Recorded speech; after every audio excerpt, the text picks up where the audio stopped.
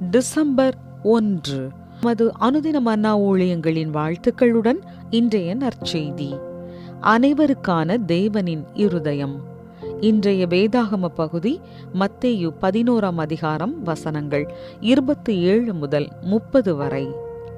சகலமும் என் பிதாவினால் எனக்கு ஒப்புக் கொடுக்கப்பட்டிருக்கிறது. பிதா தவிர வேறொருவனும் குமாரனை அறியான், குமாரன் எவனுக்கு அவரை வெளிப்படுத்த சித்தமாயிருக்கிறாரோ அவனும் தவிர வேறொருவனும் பிதாவை அறியான். வருத்தப்பட்டு பாரம் சுமக்கிறவர்களே, நீங்கள் எல்லாரும் என்னிடத்தில் வாருங்கள், நான் உங்களுக்கு இளைப்பாறுதல் தருவேன். நான் சாந்தமும் மனத்தாழ்மையுமாயிருக்கிறேன். என் நுகத்தை உங்கள் மேல் ஏற்றுக்கொண்டு என்னிடத்தில் கற்றுக்கொள்ளுங்கள், அப்பொழுது உங்கள் ஆத்துமாக்களுக்கு இளைப்பாறுதல் கிடைக்கும். என் நுகம் மெதுவாயும் என் சுமை லகுவாயும் இருக்கிறது என்றார்.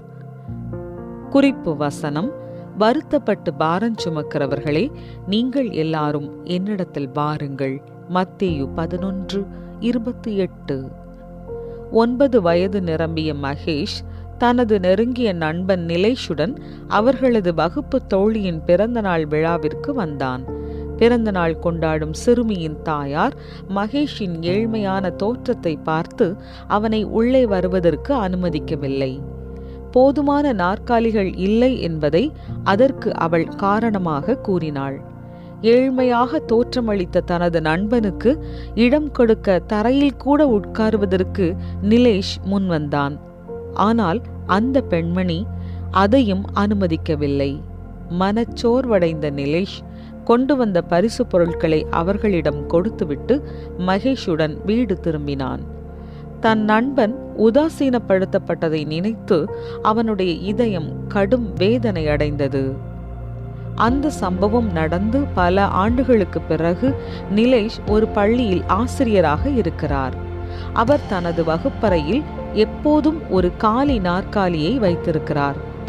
ஏன் என்று மாணவர்கள் கேட்டால், யாருக்கும் வகுப்பறையில் எப்பொழுதும் இடமின்றி போகக்கூடாது என்பதை இது தனக்கு எப்பொழுதும் நினைவூட்டி கொண்டிருப்பதாக அவர் கூறுகிறார். எல்லா மக்களையும் நேசிக்கும் இயேசுவின் இருதயத்தை அவருடைய வாழ்க்கையில் நாம் காணக்கூடும். வருத்தப்பட்டு பாரம் சுமக்கிறவர்களே, நீங்கள் எல்லாரும் என்னிடத்தில் வாருங்கள்.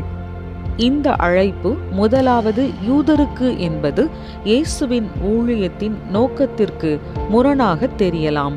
ஆனால் இயேசுவை விசுவாசிக்கும் அனைவருக்கும் ரட்சிப்பு என்னும் பரிசு கொடுக்கப்படுகிறது.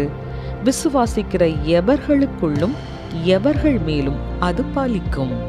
வித்தியாசமே இல்லை என்று பவுல் சொல்லுகிறார். அனைவருக்குமான கிறிஸ்துவின் அழைப்பில் நாம் மகிழ்ச்சி அடைகிறோம். நான் சாந்தமும் மனத்தாழ்மையுமாய் இருக்கிறேன். என் நுகத்தை உங்கள் மேல் ஏற்றுக்கொண்டு என்னிடத்தில் கற்றுக்கொள்ளுங்கள், அப்பொழுது உங்கள் ஆத்துமாக்களுக்கு இளைப்பாறுதல் கிடைக்கும் என்று ஆண்டவராகிய இயேசு சொல்லுகிறார்.